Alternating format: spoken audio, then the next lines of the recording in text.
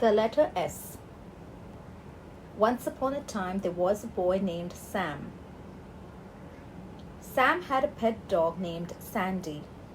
Sandy had big ears, big beautiful eyes, and a red leash around his neck. One day on a bright morning, Sam took Sandy for a walk in the park. Sandy the dog loves to play with Sam. In the park, he sees a beautiful yellow sunflower and finds a stick. Every time Sam would throw the stick, Sandy would go find it. Suddenly, while playing, Sandy sees something in the grass. Sandy starts to bark. Woof! Woof! Woof!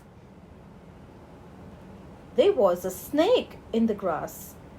The snake was hissing like this.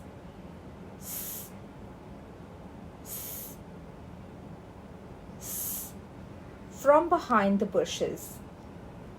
Sam and Sandy quickly leave the park and the snake slowly slithers away. The end. What sound does the letter S make?